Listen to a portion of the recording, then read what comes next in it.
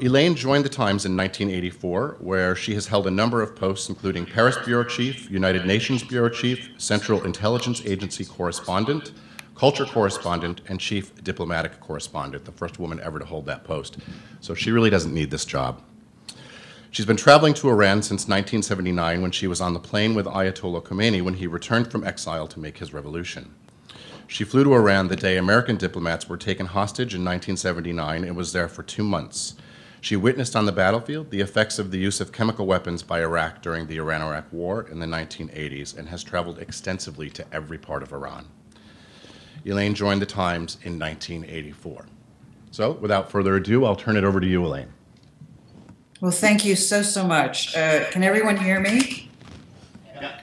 Great. When people ask me about traveling to Iran, 2 questions always pop up.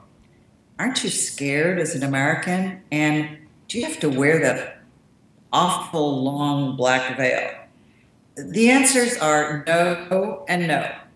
Terrorists and veils, veils and terrorists. Those are the 2 words that come to mind, I think, when many Americans think about Iran, when they do think about Iran and when they think about going to Iran. We remember the photographs of blindfolded Americans, diplomats held at gunpoint during the hostage crisis in 1979, and we see images of unsmiling women swathed in yards of black. Certainly, Iran's Islamic Republic is a place of unpredictable repression, and there were times as a journalist covering Iran that I was scared. I don't know how many of you seen Arco. Well, I lived Arco. I was one of those journalists out in front of the American embassy every day, although I didn't even have to wear a headscarf and was just fine with my blue jeans and a safari jacket. So it was scary. And yes, I do own a long black veil known as a chador. In fact, I have several of them. I have one in a print fabric and another one for summer and another one for winter. But images can deceive.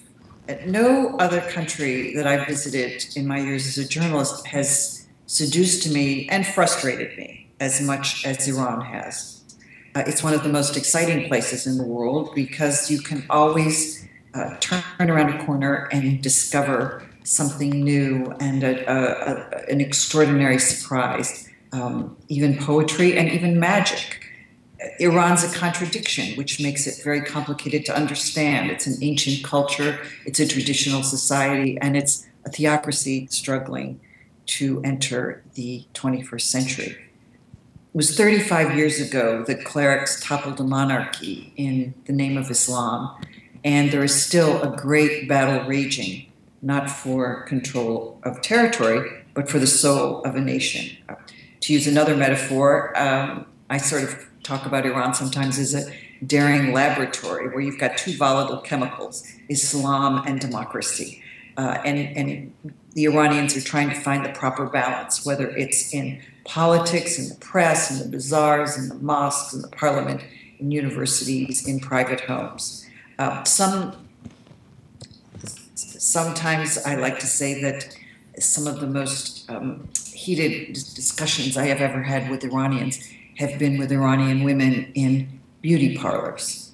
I've had to get my hair done an awful lot in Iran to get the story.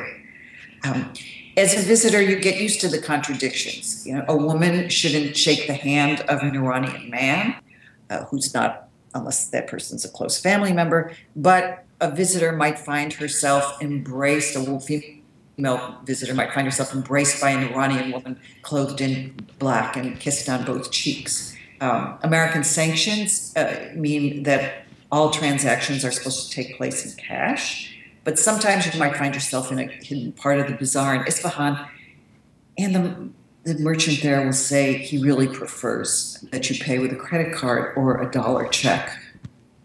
Women are told to wear headscarves to hide their ornaments, as it is said in the Quran, and suddenly you'll be with a group of Americans and one of them will pull out a floppy hat and nobody seems to notice.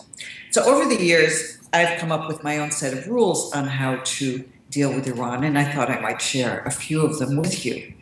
Rule number one is never say no to an invitation when you're in this country.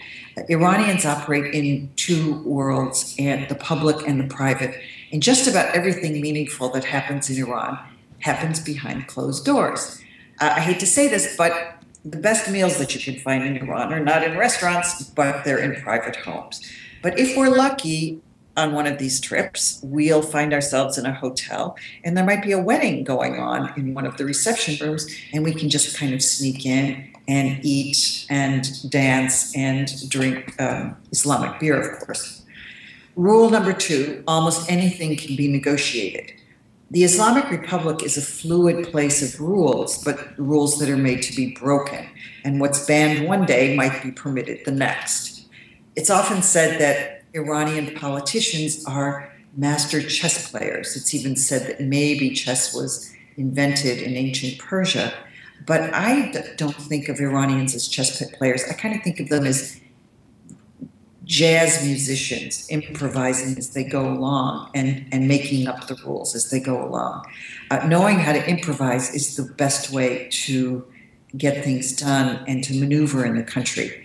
The bureaucrat who says that entry into that wonderful looking garden or interesting looking mosque is forbidden might just change his mind if you're extra polite and you smile and you bring pictures of your kids and a postcard of your hometown. Rule number three for me is that being a woman makes things easier. And I confess, my stealth weapon in working in Iran since 1979 has been the fact that I'm a woman. Women can enter lingerie stores, fashion shows, aerobics classes, swimming pools, private spaces that are closed to men. We can unveil and be in the presence of other women and not violate any law or religious tradition behind closed doors. It also helps that the women of Iran are steel magnolias, not shrinking violets. Unlike many other parts of the Middle East, Iran is a country where women can vote, they can drive, they can hold jobs, they can run for public office. There are women doctors, lawyers, corporate executives, and deputies in parliament. There are more women than men in Iranian universities. Rule four is Iran is not just the Islamic Republic, it's also Persia, which we will discover on these trips. Of course, there is the austere religious center that is the city of Qom, but there is also another Iran, the Iran of Shiraz, a place of poetry and nightingales and grapes that once upon a time produced some of the best wine in the world. There's another Iran in Hamadan, where there is a mausoleum with a basket of yarmulkes at the entrance and a tablet of the Ten Commandments hanging on one of the walls. And according to legend, Queen Esther, the biblical Jewish queen, is buried there. And of course, there is Persepolis, the ultimate symbol of royalty that goes back 25 centuries. Early in the revolution, I remember that there was a radical sheikh, a radical cleric. We used to call him the hanging judge because he would try and execute enemies of the revolution.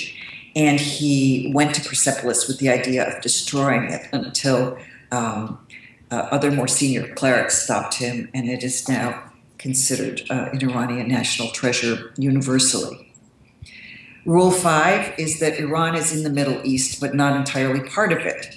Iran shares borders with Iraq, Pakistan, Afghanistan, Turkey, and 3 former Soviet republics, Armenia, Azerbaijan, and Turkmenistan. It's the only land bridge between the Caspian Sea and the Persian Gulf. There are some in the 19th century that called Iran the center of the universe, and it helps explain why Iran is obsessed with its own national identity and sense of greatness. And Iran is not just desert. Yes, Iran has deserts, but it also has rice paddies and tea plantations, wetlands, wheat fields, and some of the best mountains climbing and snow skiing in the world. just try maneuvering around Tehran in the middle of winter with 3 feet of snow on the ground. I remember that when I was waiting to go with Ayatollah Khomeini on the plane back to Iran, I packed my suitcase a few days in advance because we didn't know when we were going to leave. And I packed all summer clothes, sundresses, sandals, that sort of thing. And then one of my colleagues said, Elaine, it's winter there. Pack a sheepskin coat and a couple of pairs of boots. Rule number 6, Iranians like Americans. Okay, America is officially Iran's worst enemy. Among its crimes over the decades, one was putting the Shah back on the throne in a CIA-inspired military coup in 1953. Another was supporting the Shah with advanced weaponry for 25 years. Another was a perceived tilt towards Iraq when Iraq and Iran were engaged in an 8-year war.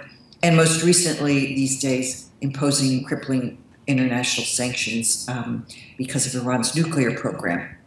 But the United States remains a fantasy promised land for many Iranians. I mean, most Iranians I've ever met over the years had a relative somewhere in the United States or Canada.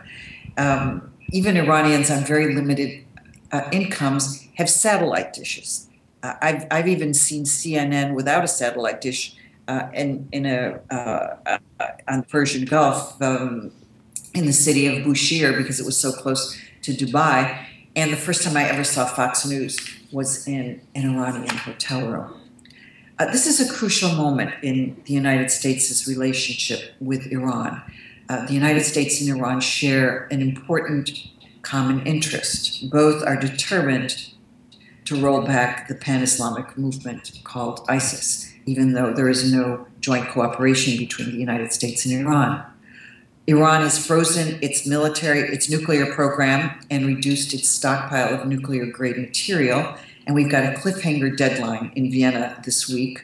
And the great question is, will Iran, the United States, Russia, and the European powers seal a deal to guarantee that Iran cannot ever develop a nuclear weapon?